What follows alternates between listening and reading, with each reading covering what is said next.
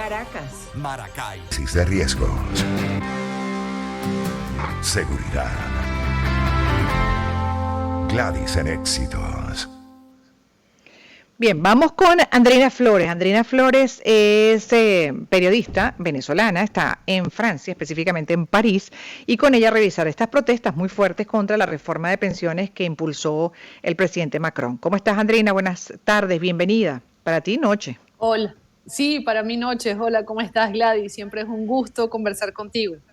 El gusto nuestro y gracias por estos minutos que concedes para explicar las protestas, hacia dónde pueden además estas protestas escalar dentro de esa batalla contra la reforma de pensiones que ha sido muy impopular. Bueno, mira, en este momento en el que tú y yo estamos hablando en directo, hay protestas fuertes en París. Estamos hablando, por ejemplo, del sector donde queda el edificio de la ópera. Ya hay choques contra la policía, hay varios incendios. Recordemos que en los últimos días se ha registrado una fuerte huelga de recolectores de basura. Entonces hay basura por todos lados en París, Wow. sobre todo en los sectores bueno, turístico, ¿sabes? O sea, cerca de los Campos Elíseos, cerca de la Torre Eiffel, cerca del Museo del Louvre, y esas montañas de basura que vemos en este momento en París son incendiadas cada noche, justamente en rechazo a esta reforma de jubilaciones que está planteando Macron, que está planteando, no, que aprobó de un plumazo, aprobó Exacto. por decreto el jueves pasado, y eso ha intensificado mucho más las protestas. Para este jueves está convocada una huelga general que ya se le llama el jueves negro, sobre todo por el transporte. Se dice que va a haber cero transporte, metro, autobús y transporte ferroviario entre ciudades. Entonces, bueno, también se espera una jornada difícil para este jueves. Hoy sucedió algo interesante en la Asamblea Nacional. Se había propuesto una moción de censura contra el gobierno del presidente. No se aprobó esa moción de censura, pero no se aprobó por 9 votos apenas, de Ujú. 577 diputados. Entonces, sabes, con ese margen tan estrecho, los ánimos siguen muy caldeados, Gladys. Claro, obvio, pero además también lo otro, el malestar mayor está apuntando a dónde, la manera como lo hizo o lo que es el cambio, obviamente, en este plan de jubilación de 62 a 64 años, por ejemplo, en cuanto a la edad, para 2030 y adelantar a 2027 la exigencia de cotizar 43 años y no 42 como ahora. ¿Qué es lo que más molesta en este tema de la pensión? Yo pienso que las dos cosas se acumulan. Efectivamente, el artículo 7 de la reforma de jubilaciones habla de eso, de Ujú. retrasar la edad del retiro de 62 a 64 años, y eso ha sido muy mal visto por los franceses en general. Hay que decir que aquí en Francia hay una cultura muy importante ligada a los logros sociales. Y justamente una jubilación temprana es considerado un logro social incluso entre el promedio en Europa. En Italia, por ejemplo, la edad de retiro es 67 años, aquí todavía es de 62. Entonces, lo que dicen los franceses en rechazo a esta reforma es qué va a venir después. Si nosotros nos dejamos, digamos, aumentar esa edad de retiro a 64 años, más adelante va a venir Ujú. otro presidente que la va a llevar a 67 y bueno, dentro de 20 años estará en 70, por decirte, ¿no? Entonces, digamos, se proyecta muy a futuro con respecto a eso. Entonces, había una molestia ya con la reforma, y esa molestia se intensificó aún más el jueves cuando el presidente Macron no esperó el voto de la Asamblea Nacional para aprobar o no esa reforma, y simplemente por decreto pues la aprobó él mismo, y eso cayó muy Mm. mal, Gladys, cayó muy, muy mal. Y a partir de allí, pues las protestas que venían, ¿sabes? Con cierto orden, con cierta disciplina, ¿sabes? Con estructura, sin violencia, Claro, etcétera, pues a ya. partir de ahí todo estalló, todo estalló. Mm.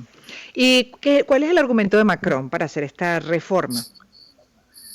Mira, el argumento de Macron es que venimos de dos crisis muy importantes, y es cierto, venimos de la crisis del COVID, bueno, ya tú lo sabes, más de 2 años en confinamiento, con parálisis del sector privado, etcétera, y el gobierno francés asumió muchos de esos costos, es decir, daba ayudas sociales a los empleados que habían quedado cesantes, daba ayuda a las empresas, asumía nóminas de grandes empresas incluso. Entonces sí hubo un costo gubernamental importante, un gasto público importante. Y luego está la crisis de la subida de los precios de la energía. Esto es más reciente y es a causa de la guerra en Ucrania. Entonces, los precios se han disparado. Yo te puedo dar mi ejemplo personal, Gladys. La factura de energía de mi casa llegó en 228 euros este mes. O sea, eso es un montón de plata.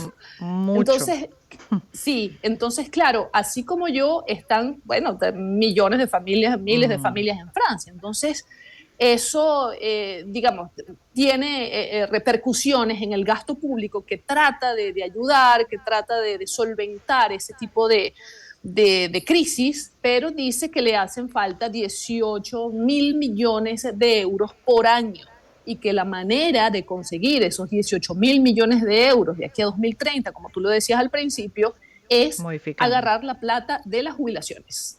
Claro. Ese es el argumento de Macron. Claro. ¿Qué dicen los sindicatos? Los sindicatos dicen, no, pero no tomes esa plata del sistema de jubilaciones. ¿Por qué no lo aplicas? Aplicas un impuesto más fuerte a las grandes empresas, a las empresas enormes como Total, por ejemplo, Total Energía, el gigante petrolero, las empresas del lujo, el grupo Louis Vuitton, que que además tuvo un beneficio, un superávit increíble. Entonces, digamos que esos son como los choques de argumentos. ¿Y qué responde que hay él ante ese argumento también válido? Porque al final la realidad es que la situación y la coyuntura pues ha puesto a los países en una situación de inestabilidad e incluso a tomar medidas, muchas veces no consideradas justamente porque son impopulares, pero que en esta realidad mundo pues toca definitivamente implementar para mantener a un país medianamente estable. Entonces, ¿cuál es ahí, de lado y lado, el punto medio?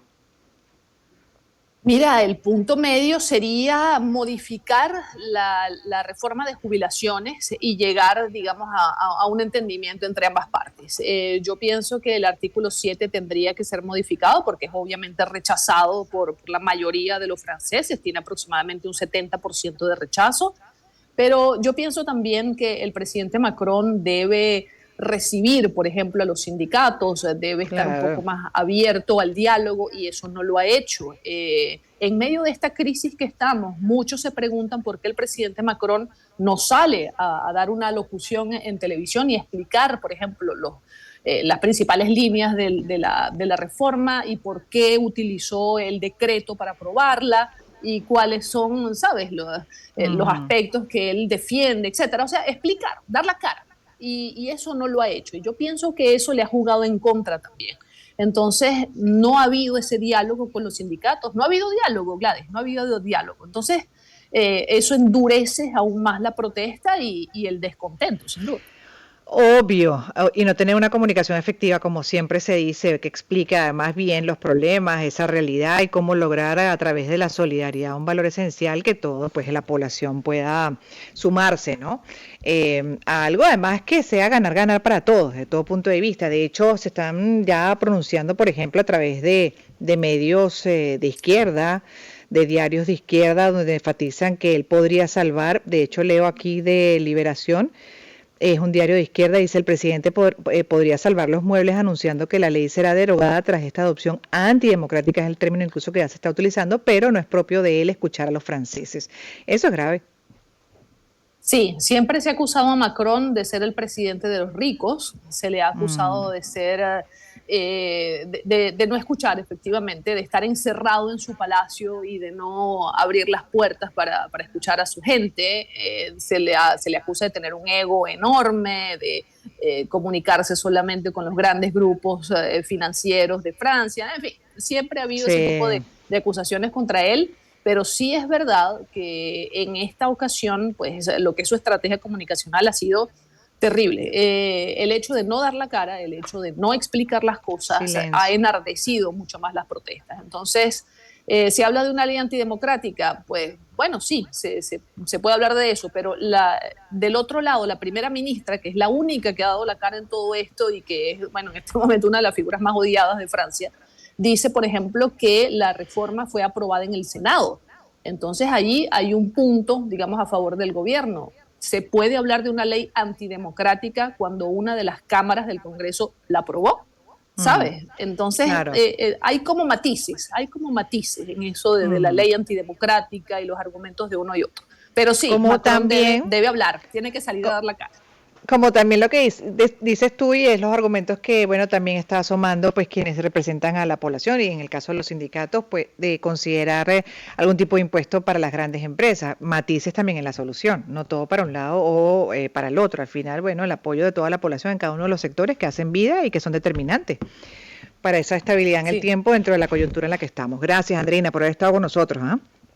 No, por favor, gracias a ti. Te mando un abrazo a ti y a todo tu equipo. Estamos a la orden.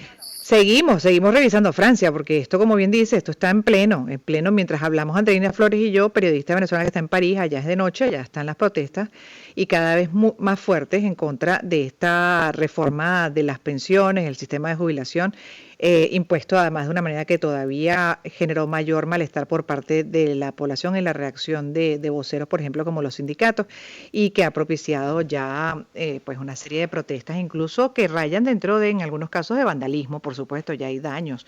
Así que seguiremos revisando a Francia. Vamos a hacer ahorita una pausa publicitaria para luego ya hablar de